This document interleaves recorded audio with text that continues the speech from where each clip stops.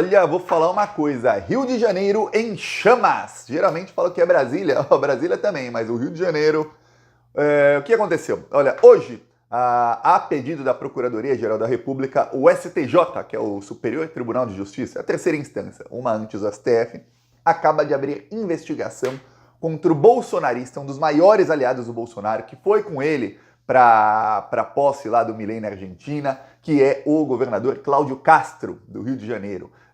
Além disso, o STJ também permitiu, e a Polícia Federal fez busca e apreensão na casa do irmão do Cláudio Castro e de duas secretárias do governo dele. Lembrando que num governo estadual, um secretário ou uma secretária equivale a como se fosse um ministro de um governo federal. Então a coisa tá ruim aí. A Polícia Federal apreendeu 128 mil em dinheiro vivo na casa do irmão do governador do Rio de Janeiro e mais 7.500 dólares em espécie. Quer dizer, a coisa tá ruim.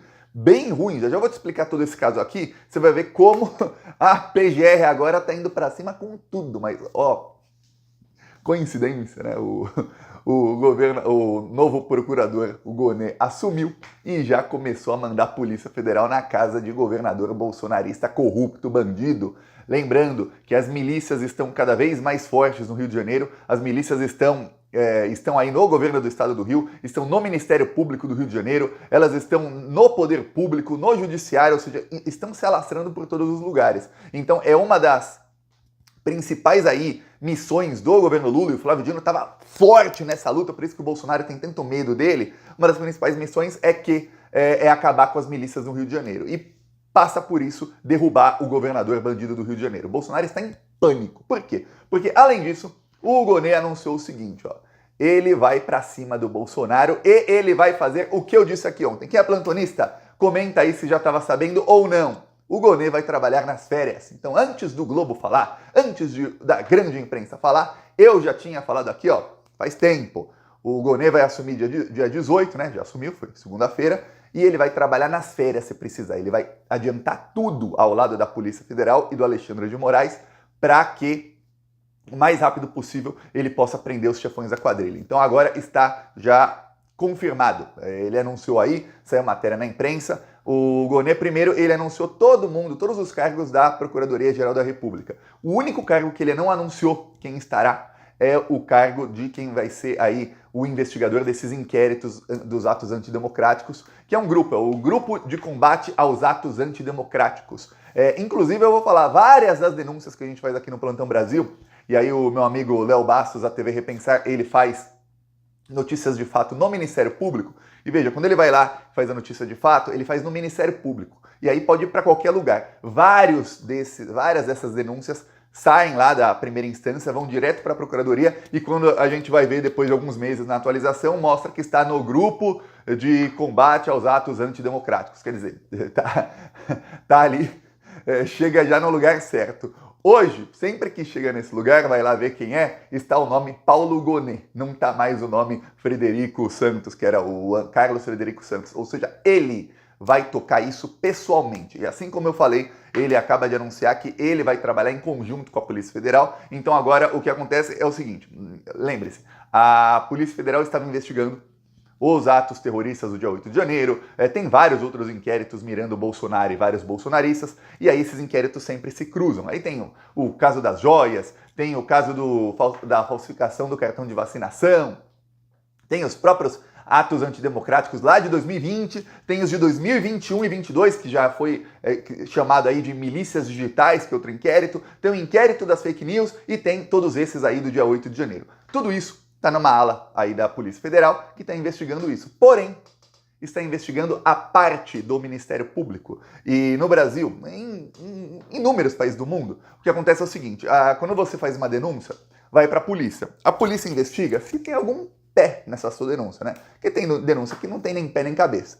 A polícia investiga, se tiver, a polícia vai lá e fala, opa, peraí, vem cá, tem que começar um processo, vem cá, Ministério Público. E aí quem faz a parte que vai para o Poder Judiciário da investigação é o Ministério Público. Então quem oferece uma denúncia para um juiz, para que a pessoa se torne, o bandido se torne um réu, quem vai lá e pede prisão, tudo mais. Pode ser a Polícia Federal pedir prisão? Pode, mas geralmente é o Ministério Público. E o Ministério Público tem outras ferramentas de investigação que a polícia não tem. E o que acontece?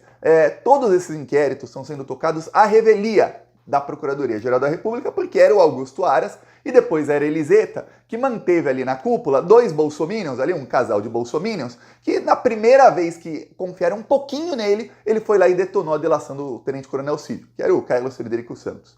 O Carlos Frederico Santos viu que ia ser convidado a se retirar e logo depois do Gonê assumir, em menos de 2 horas, ele se retirou. O Gonê assume o lugar dele pessoalmente. Então não vai terceirizar ali quem vai ser, que vai prender o Bolsonaro. Vai ser ele, Gonê, que vai assinar os pedidos aí de processo, prisão, tudo que ocorrer nos próximos dias, nas próximas semanas.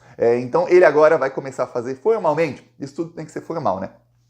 Formalmente, pedidos para a Polícia Federal compartilhar as provas. Aí o Alexandre de Moraes autoriza ou não, obviamente o Alexandre de Moraes está com o Gonê, e vai autorizar. Então esses pedidos vão sendo feitos aí aos poucos durante essa semana. E na próxima, que a próxima semana é Natal, hein? Os caras estão apressados, viu? E aí ele vai começar a receber as provas. Aí ele vai usar o recesso para organizar todas as provas, para ver tudo que tem ali contra Bolsonaro, contra os bolsonaristas, para montar ali o quebra-cabeças parecido com o quebra-cabeças que tem a Polícia Federal de todos os crimes que foram cometidos. Quem são os mentores, quem são os incentivadores, muitos são os mesmos, lembre-se disso. Quem são os executores, quem foi que financiou, como é que foi feito, se os generais estavam juntos, se não estavam, como estavam juntos, quais são, qual foi a responsabilidade de cada um em cada passo dessa tentativa de golpe de Estado, que nós sabemos começou muito, mas muito antes dos acampamentos golpistas ou de fecharem estradas na noite da eleição. Muito antes disso. Quem sabe começou mais de um ano antes da eleição, com o Bolsonaro atacando as urnas. Então, tudo isso vai ser montado pela Procuradoria-Geral da República para que quando a Polícia Federal peça indiciamento de muita gente, a Procuradoria-Geral da República peça junto com a Polícia Federal. Então, até então,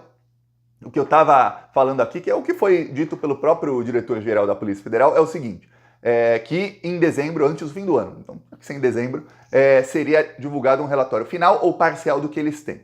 E aí seriam compartilhadas as provas ali com a Procuradoria-Geral da República e seriam feitos pedidos de indiciamento, talvez de prisão de muita gente. Disse ele também numa outra entrevista que até o final do ano saberíamos quem são os mentores disso. Os mentores são os mais importantes, é quem vai pegar aí mais de 100 anos de jaula. Você pode, às vezes tem crime, você sabe quem são os mentores, mas você não sabe exatamente como foi feito o crime em cada uma das partes, ainda mais crimes que são muito complexos, mas você consegue saber quem são os mentores antes.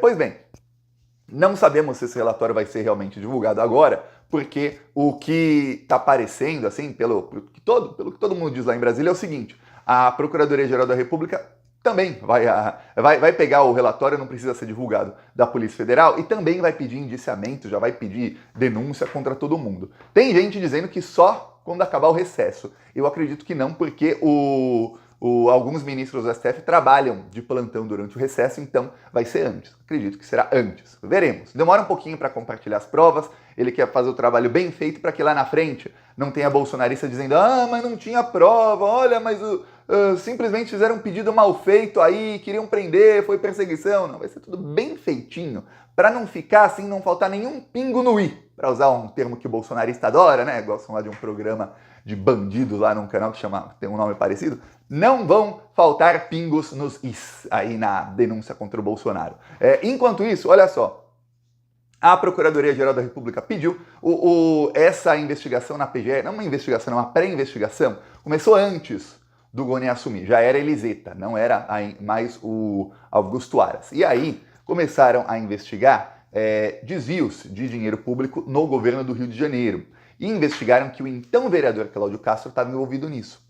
E aí investigaram o seguinte: olha, temos indícios de que esse esquema continua no governo do Cláudio Castro, bolsonarista, e que está piorando ainda o esquema. Pois bem, saiu uma matéria no Globo faz algum tempo. Esse vídeo é de algum tempo, de alguns meses atrás, quando foi feita uma operação da Polícia Federal na casa e numa empresa ali, na casa do dono de uma empresa que recebe milhões em verba do governo Cláudio Castro. E aí, olha só, A Polícia Federal também achou, nas últimas semanas, um vídeo que mostra este dono da empresa com uma mochila e com o Cláudio Castro. Eu vou te mostrar aqui uma matéria que saiu na Globo. Eu deixei o vídeo mais rápido, exatamente para que não tome muito tempo. Zona Oeste do Rio, dia 29 de julho de 2019.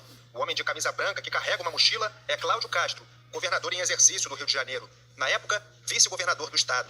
Ao lado dele está o empresário Flávio Chadu, dono da Servilog.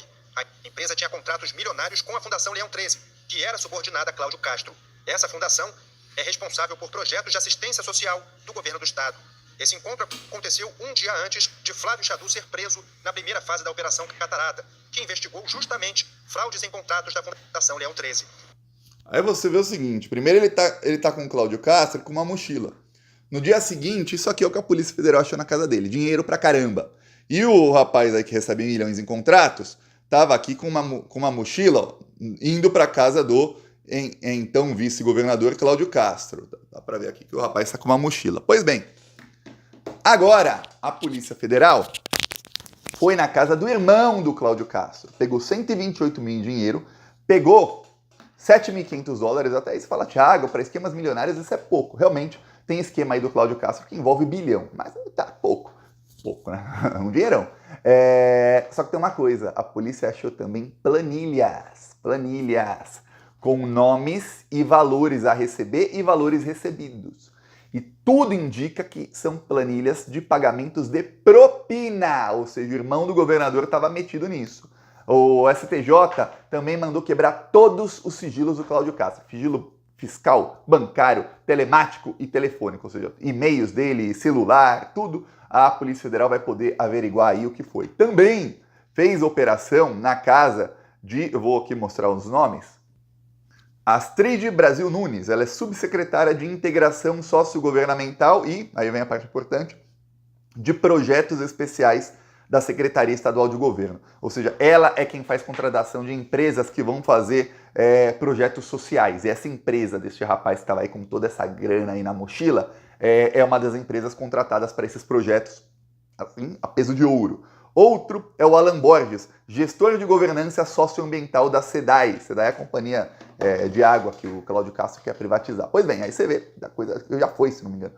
Aí você vê que a coisa tá ruim para o Cláudio Castro. A Polícia Federal já começou aí na casa dele. Agora, com a mudança na Procuradoria-Geral da República, a tendência é que isso se fortaleça.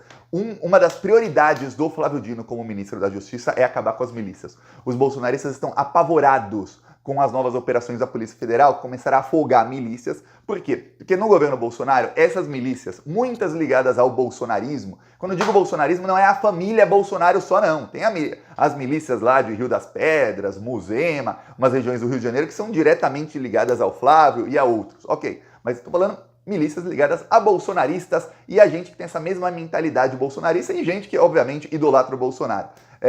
Essas milícias começaram a sofrer muito. Elas, durante o governo Bolsonaro, se associaram a traficantes de drogas, a facções de tráfico de drogas. Elas começaram a se armar, o governo Bolsonaro começou a fazer vista grossa para todo tipo de traficante de armas. Então, além das facções e das milícias poderem comprar armas legalmente utilizando laranjas, é ilegal, mas conseguiam, porque não tinha fiscalização propositalmente, o governo Bolsonaro fez de propósito, as facções e as milícias também conseguiam traficar armas que não podiam ser compradas legalmente, eram compradas ilegalmente no exterior e era muito mais fácil, não tinha mais fiscalização nenhuma. Tanto é que a Polícia Federal prendeu na semana retrasada, no Paraguai, um homem que traficou 40 mil armas para o Brasil. Agora você imagina, isso só no governo Bolsonaro, entre 2019 e 2022. Agora você imagina o seguinte, se o cara traficou 40 mil armas para o Brasil, que são armas que eles não compraram legalmente, quantas armas e fuzis não compraram legalmente? Facções criminosas e milícias. É muita arma, mas muita arma mesmo. Por isso que eles estão com um poder enorme. Por isso, nunca tiveram tanto poder na história essas facções, esses criminosos. Então, o Flávio Dino começou a ir pra cima com tudo. O Lula mandou o exército, marinha ir pra cima deles, tudo mais. Por isso, o desespero deles com o Flávio Dino. Agora, tem uma chance enorme desse caso no STF vai ser sorteado o relator. Já tá pensando no que eu tô pensando? E se esse processinho aí cair nas mãos de você sabe quem? Aí vai ficar ruim.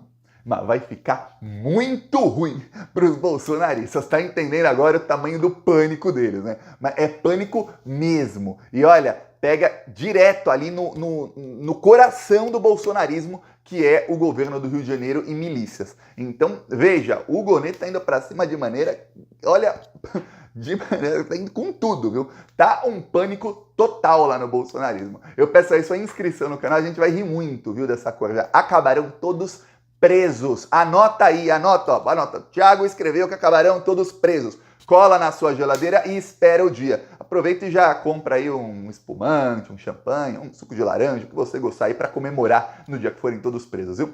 Falou!